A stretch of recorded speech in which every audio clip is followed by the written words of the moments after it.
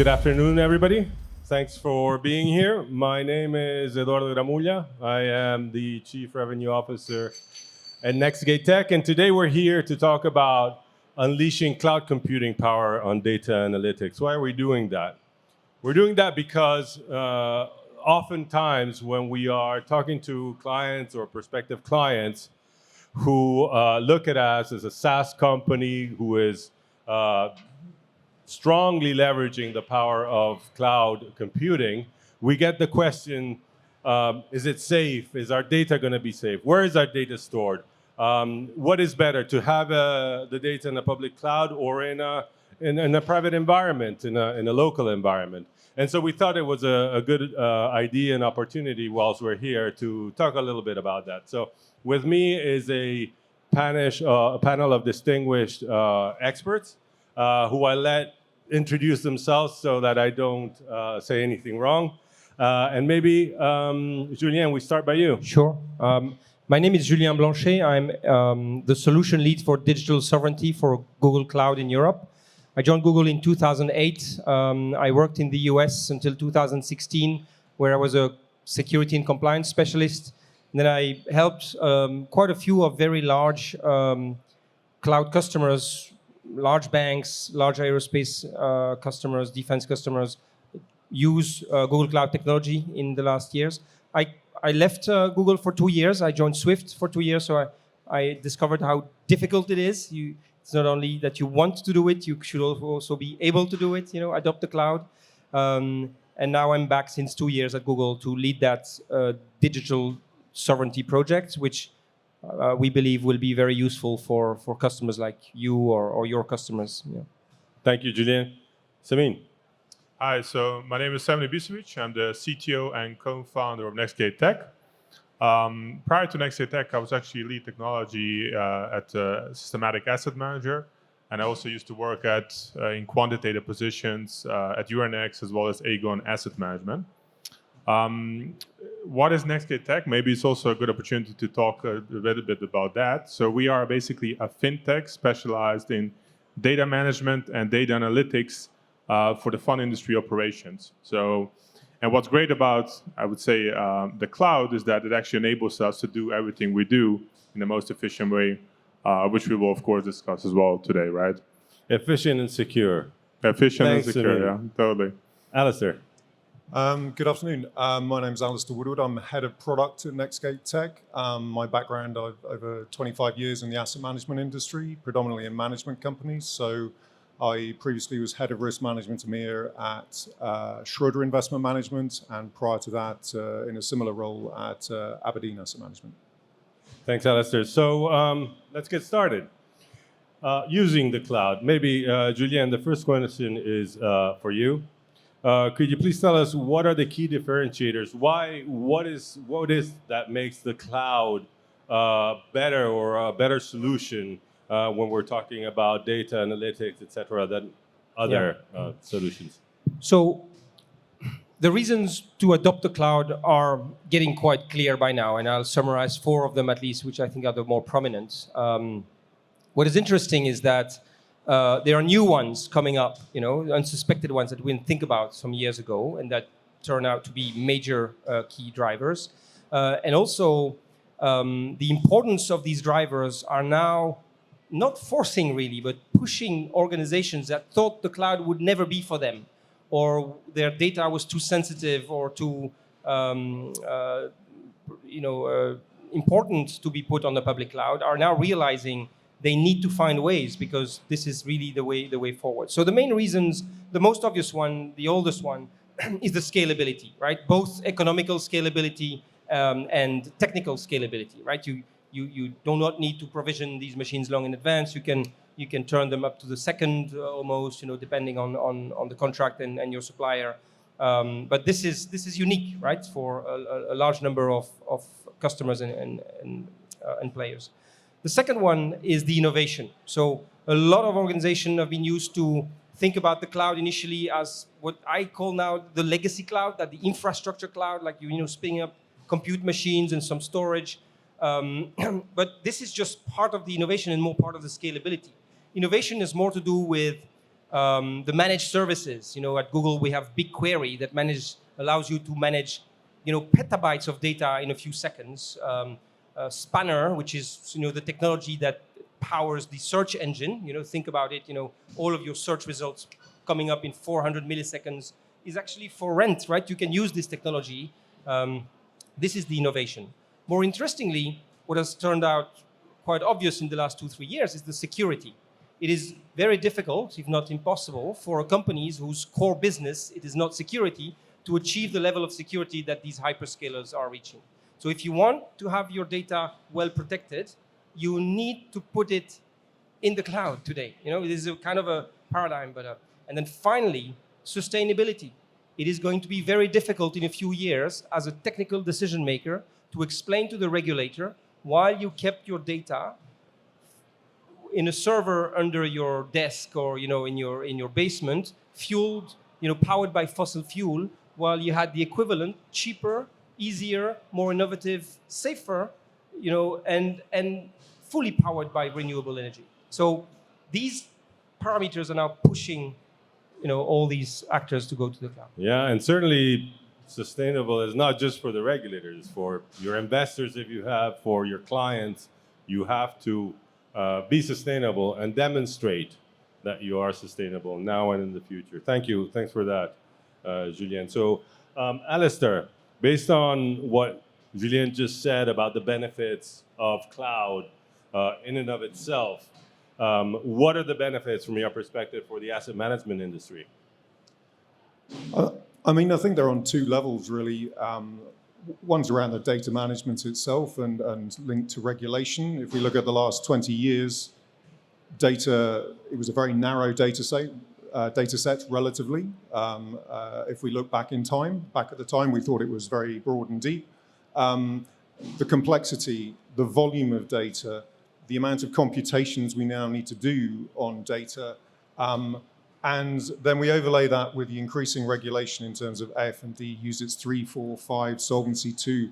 All of these add a layer of regulatory complexity, and all of the differentiators there that Julien's outlining, they offer a lot of benefits because asset management has historically had a major problem in being able to access, organize, manage, manipulate its data.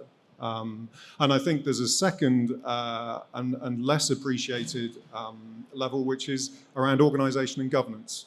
And this really does require a mindset change in the industry, is cloud services, and it's a managed service that provides a whole suite of tools that actually can simplify oversight and governance of your outsourced services, which I know servers 20 years ago, you had them in the basement in Luxembourg, as Julien says, and then they moved to the group, and it's just people, players need to take that next step basically to understand that the cloud offers so many solutions to problems that they're actually still living with.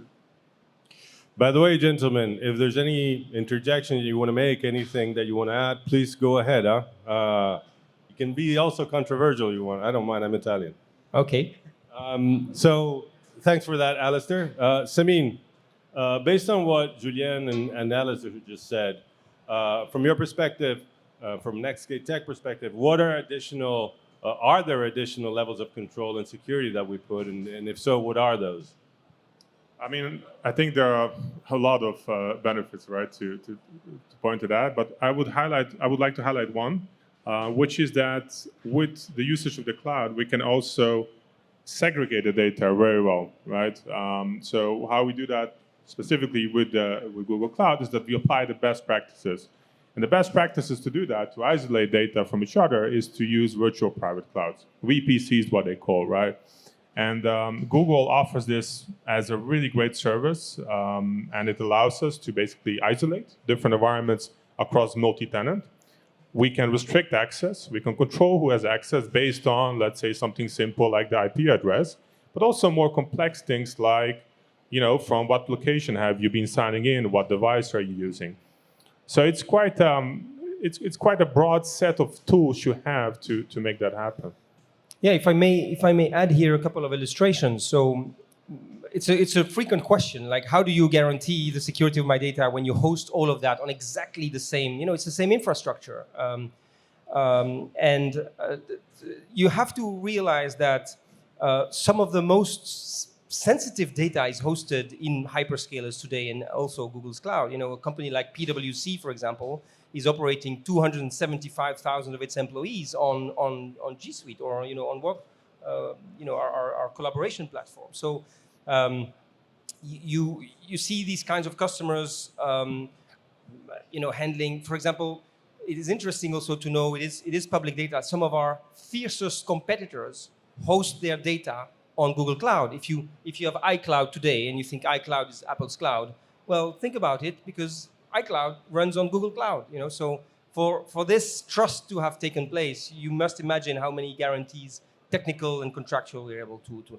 Spotify is another example. If Spotify has been a fierce competitor of Google Music, where Google tried to, failed, but Spotify was comfortable, having its data as it is. So yes, there are very strict capabilities to restrict.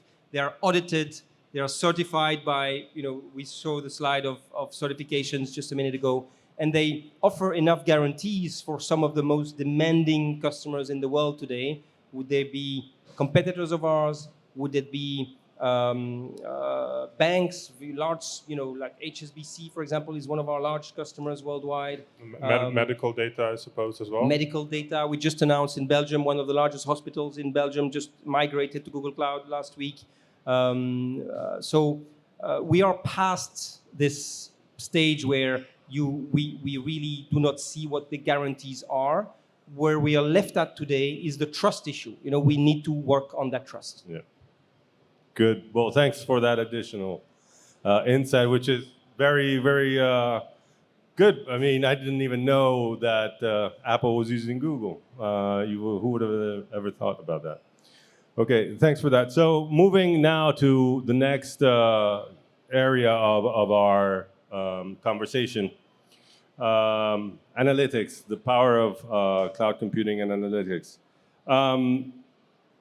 Semin, can you explain a little bit what we do, how we do things, and how we leverage the cloud at the end of the day for the analytics that we provide our clients, the solutions? Absolutely, yes. So, there's a lot to tell, so I'm going to try to crunch it in a few words. But the first thing is that we use cloud for practically everything we do. Everything we do at Netscape Tech has been possible, of course, because of all the skills we have and the people, but also technically because we have the cloud behind us. The main reasons we chose, of course, the cloud itself is to have a secure, a fast, really quick, fast, and a scalable environment that can basically handle a large amount of data, can process it really quickly, and do it in a safe environment. So that is the main argument, of course, for us. It's an easy decision to use the cloud. What's interesting, I would say, also with Netscape Tech is that our application is kind of not just one application. It's actually a lot of microservices that are running together. And these microservices, again, they benefit from the speed and scalability because we can parallelize a lot of processes at the same time. So that makes it quite interesting. So if you think about it, we have also three big blocks of services or applications. So one is the front-end dashboard. That's what the user sees, what our clients see. It's a basic, because we're a software as a service company, that is kind of a natural endpoint for the users. Then we have behind the scenes, we have a lot of things happening. And the two main axes are, like I said before, the data management, as well as the analytical services and anomaly detection.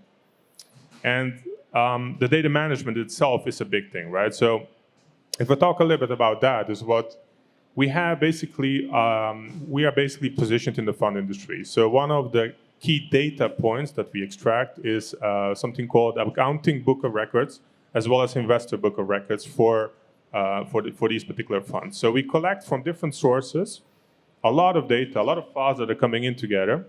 We ingest that into the cloud, into the different databases. We map it, standardize it, because all the files are different from every provider. Maybe they're unstructured, maybe there are issues with it. And finally, what we do, we also map and enrich it with additional data. All of this to do two main things. One is to provide analytics, which is the next step of the data, or the offering that we have. And the second thing is to have, for the clients, a single access point. Having this single access point, the user can download and extract any kind of data for whatever process he wants to use. So that's a great thing to have.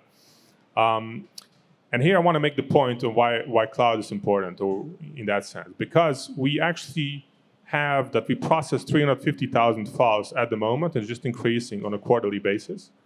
And we process all of that in less than 5 minutes for our clients.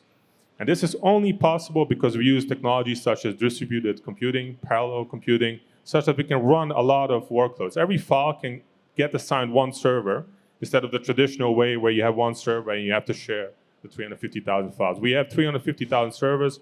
It's practically unlimited, right, out there. Now the second thing, what we do after we have this clean data, we apply basically analytics on it to gain insights, as well as to detect anomalies for our clients. It's one of the main offerings. So we have the NAV oversight, which does an oversight of the net asset valuation of the funds.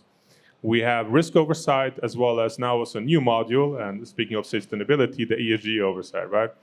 Absolutely. And what we do there is basically two things, like I said. So you have the analytics and you have the anomaly detection. And there are a couple of use cases you can apply with the data you basically have. And I'm going to speak of one of those. So we have here also on the slides a couple of illustrations of these use cases. So the first one is something we call Pearce clustering.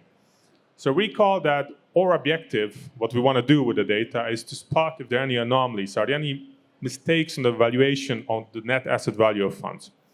And one of the ways to do that, I mean, there are many ways out there, but one of the ways to do that is to take your fund and compare it against other funds that are practically similar as yours. And what defines a similarity? It's multiple characteristics. Think of referential data such as where is the fund based, or what is the fund size, these kind of simple stuff. But you also have more complex stuff like return characteristics, like what is the skewness, what is the standard deviation of some other funds. And finally, and this is the most important one, what is the allocation of the portfolio?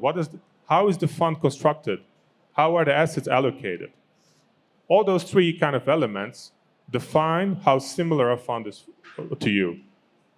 So what we do is we take a big universe of data, and we scan the universe based on these characteristics. We apply a machine learning model, a clustering technique model, to find the most similar funds to your fund. And when you have the group of similar funds, you can compare the performance, the movements, such that you can say, okay, this is normal or this is not normal. So this is basically the image you see as well in the top right. It's kind of a classic, outcome of a clustering technique where, okay, there are a couple of clusters and you belong to one of those clusters. Those funds are very similar to your fund. And this is much better, by the way, as opposed to just taking a Morningstar classification, which sometimes might be get too abroad, what we have seen also from our empirical analysis. With all due respect. Yeah, with all due respect, of course. Another use case maybe to highlight is NLP, so natural language processing. One of the key things that we need to do all the checks we perform on the data is we need to have parameters. And parameters are kind of static data that have information about the fund. They have information about what are the fees that are charged to investors, what is the sub-fund name, what is the currency traded in. And these kind of parameters, there are multiple sources you can get them from. You have actually providers such as Datascope, Morningstar that can give you those. There are also some specialized companies. However, they're not always complete, right? So there's going to be gaps in the data that you need to fill in. And what better way is there to look actually at the prospectus of such a fund? Because all the parameters that we talk about, all the specification, they're available in the prospectus. And the prospectus is a financial document where all this kind of information is available that we can extract from. So what we do is we train models to scan or to label, to scan a lot of prospectuses to get out the information we want. So we want to get out the management fees, 1%, or we want to get out, the sub-fund currency or the sub-fund name. Maybe even we want to get out the fund structure. All of that applying NLP and machine learning, which is a great use case. I wanted to make a point. you need big data for that. And again, you're going to need the cloud for it. Absolutely. Yep. That is at the core of everything that we do. Yes, absolutely. So thanks for that. Now, Alastair, over to you. And we have to talk about regulations. Try to keep it exciting, though, okay? Keep it exciting. So with everything that we've heard, what is your view in terms of the regulation out there and the views of the various regulations, not regulators, not just in Luxembourg, but in Europe at large? I mean, I think you can start with the first argument that a lot of people say we have too much regulation, it's getting too prescriptive, too complex, but it's the world we live in, and within Europe, people seem to forget that the Capital Markets Union was designed to harmonize different regimes in different countries on different regulations. So it's basically bringing it together. So the regulation is by nature more prescriptive. But I think we need to also take into account that 4.5 months ago, the geopolitical and macro environment massively changed. So there are a whole lot of other risks out there, cyber risks, that the financial sector needs to consider, not just risks that it's traditionally been managing. And I think it would be unfair to say that regulators have been sitting there behind the curve. They've taken probably the last 5-8 years to really educate themselves, to see what's out there. And I think in Luxembourg, we've been very lucky that the CSSF issued a cloud circular on ICT outsourcing back in 2017. And people probably looked at that going, oh, that's more regulation, they're too early, other countries aren't going ahead at the same speed. But in fact, I think we need to turn it round and take a different perspective that the CSSF, like the FCA and other regulators, they're trying to nudge the industry in the right direction, because digitalization is an eventuality. It's a one-way street. That's where we're going. And why are the regulators nudging us? Is because it's about risk. There's increasing amounts of outsourcing, and the traditional governance, forums, mechanisms, and oversight tools for overseeing risk, these need to change. And by the very nature of outsourcing, we're creating new risks. We have new risks that we need to manage. So there's really a need to embrace that. And at the European level, the harmonization will be crystallizing in the Digital Operational Resilience Act, affectionately named DORA, which I don't think has had a lot of focus, because we've been looking at ESG, we've been looking at SFDR, people talk about MIFIR. DORA has been sort of floating in the background since the proposal was put forward in September 2020. But I believe the adoption should be within the next few months. And then we have 12 months to basically implement. And there are complexities in there. There's basically 4 or 5 streams basically focusing on the third-party risk management framework that you need to have in place to oversee outsourcing, the resilience testing framework that you have in place.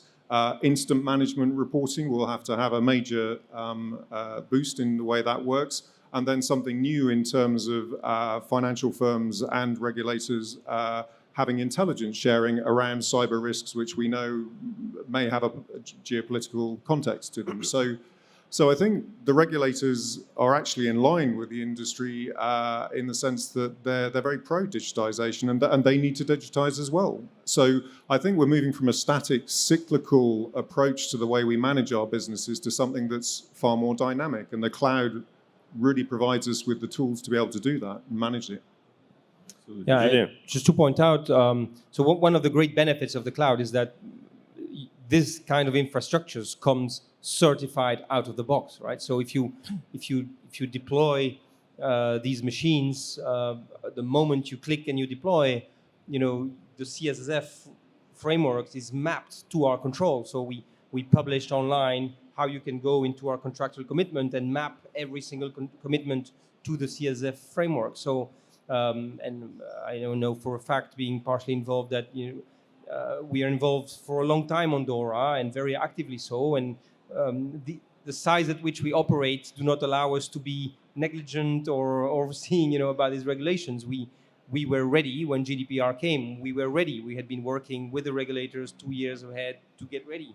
And the same happens again now with DORA and with other regulations. So, and I just want to agree with what you just said, that having engaged with regulators over several years now, I find regulators in general very agreeable and very very sensible people, asking for very basic things, not always easy to achieve, but most of the time making quite some sense. So the friction and the discussion, in my personal view, happens more downstream when you have the end customer or the technology department using the regulator as an excuse not to move.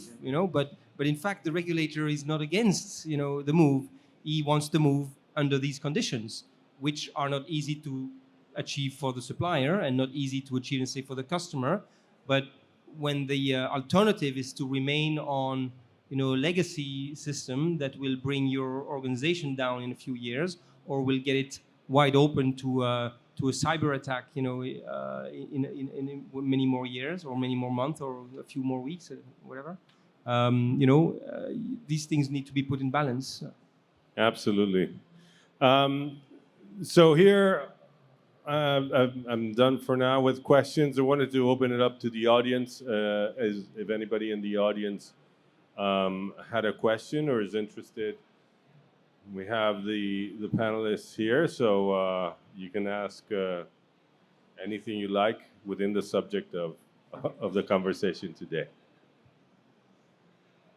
Anything? Okay, maybe, no, tell me.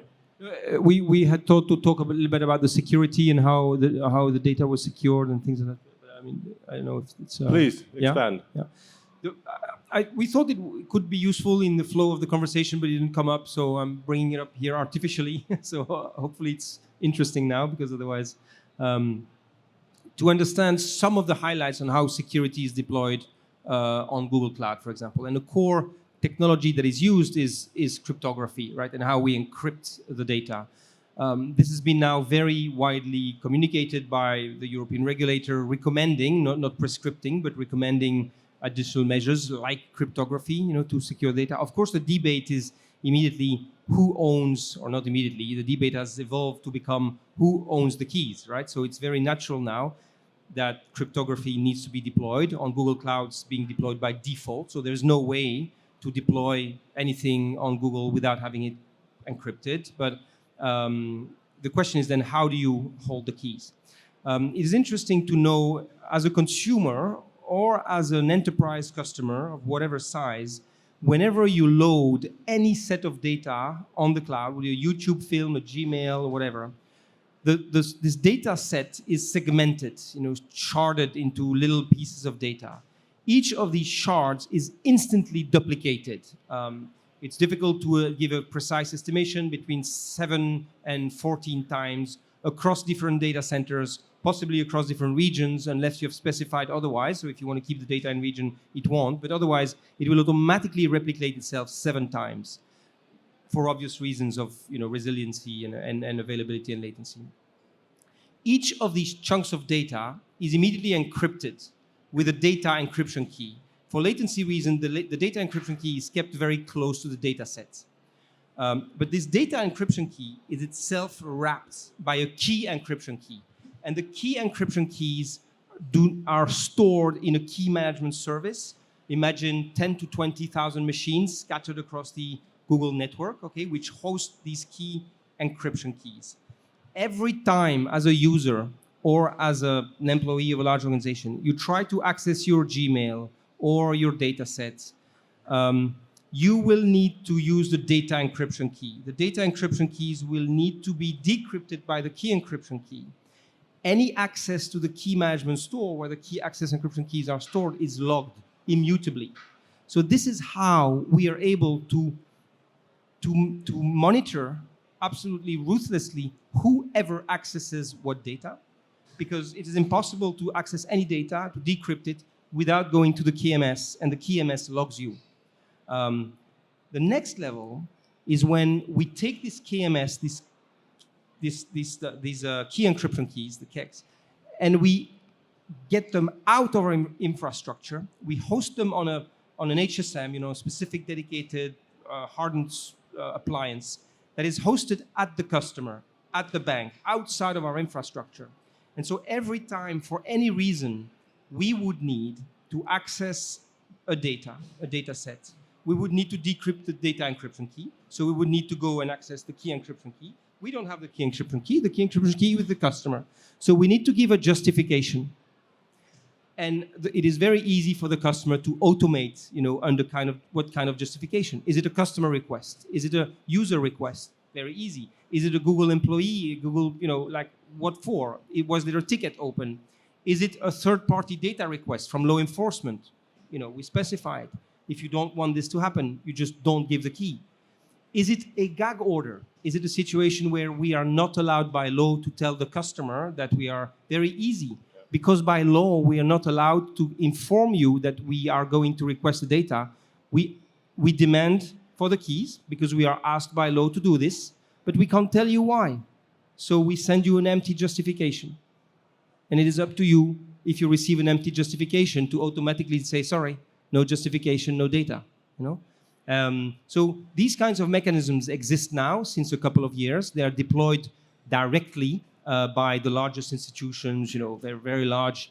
You know, the largest German bank today is migrating massively to Google Cloud. They're deploying this, of course, very strictly. But this kind of technology is what will make cloud infrastructure, you know, trustful enough in the future, but also what will allow hyperscalers to differentiate from each other, because this specific technicality that I explained is only possible on GCP, for example. So other hyperscalers don't have the same infrastructure, which allows to give such a secure feeling about the cryptography and, you know, delegated control without hampering the innovation, the latency, the speed, and the amount of services. So it was long. Sorry, I pitched No, it. absolutely fine. Additional information here. Yep.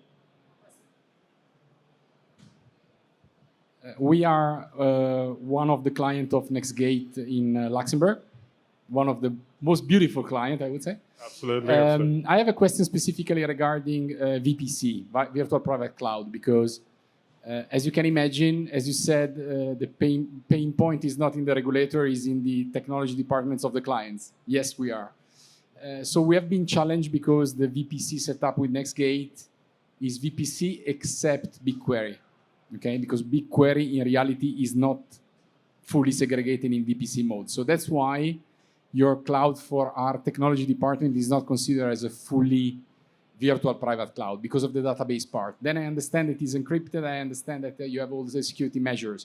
My question is, as far as per your knowledge, do you think at a certain moment in time also the data part will be fully segregated to a certain level that grants fully? Absolutely. So I didn't want to enter into this because this is my work at the moment at Google, so I don't want to talk about my work. but Google is in the process to create with local partners different types of sovereign clouds. Okay, so I lead the digital sovereignty, a couple of digital sovereignty projects in Europe, and what we do is we have engaged with Thales in France, for example, and T-Systems in Germany.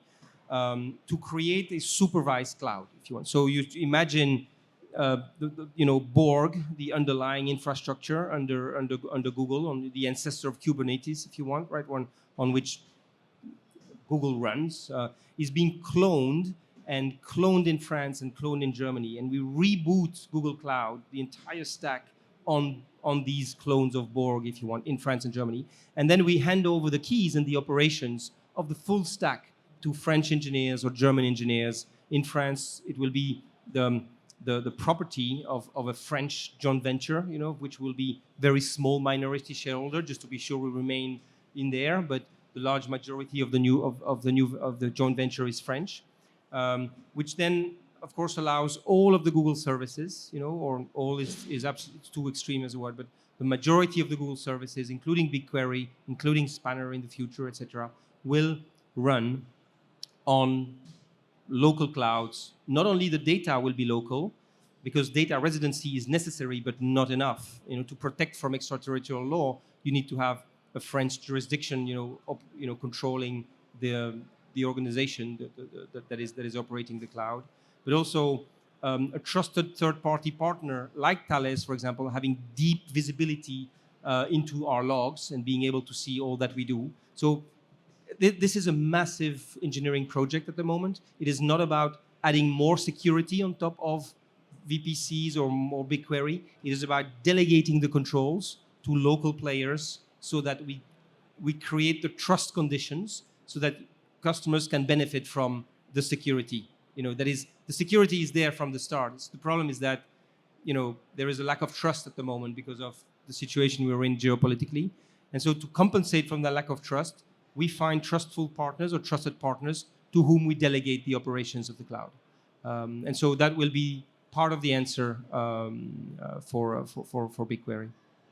And maybe just to add, with the VPC setup you have now, and you're using BigQuery, the data, when loaded in memory, is always kept inside the VPC. That's also maybe something worth highlighting, right?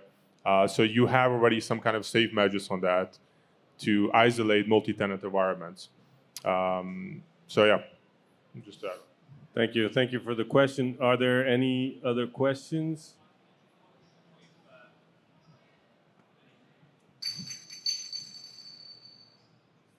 This sovereign cloud is planned in Luxembourg as well, or if they are planned to have this here. So I can't talk about future plans. This is a rule. But what I can say is, so sovereignty will be addressed at different levels. So there are a number of workloads and sensitivity that you can address by deploying data residency controls and cryptographic controls over the public cloud. Okay, and wherever we will have a zone or a region that is pretty easy for us to recreate, we will have these controls. And frankly, these controls meet, I don't want to be quoted in front of regulators and with lawyers, but 95% of the needs of the market will be addressed by these controls. Right? And in my view, most of the financial service sector can be satisfied with these controls. There are a number of situations and operators that some regulations mandate that the data is being handled by a national company. And actually, there are very few countries that demand this in the world. China is one, France is another one, but that's about Italy is about in the process of voting something similar. But that's about it. Actually, when you think about it, it's not that many where there is such a regulation. But when this regulation exists, you need the clone that I talked about. That will be necessary. And then we have a third option, which is going to be racks of very prescriptive hardware and software that you can deploy, either, but this is a product that is now being built and deployed for intelligence agencies. So you have quite a few intelligence agencies. They manage a lot of data. It's super critical, super sensitive. They are not American. They are foreign. They're Middle East, Asia, whatever. They need it to be fully disconnected. They love the technology, they need it, but it cannot be connected. So this is the third option. The first one and the second one are things that could be in the future scaled broadly in Europe, including in Luxembourg. The middle one, the clone, this will be in France and Germany and will serve the whole of Europe. Under European law, there is limited sets of data that you are actually allowed to keep in your nation state, right? So we should address most of the demands that way. Thanks, Julien. We have 1 quick minute if there's a very quick question. Otherwise, well, I'd like to take the opportunity to thank my panelists. Great insights, great information, knowledge sharing. And of course, if there's other questions that you want to ask, Julien and the panelists and Nextgate Tech, we're all here. So we can always meet in the atrium and have a conversation. Thanks, everybody. Thank you.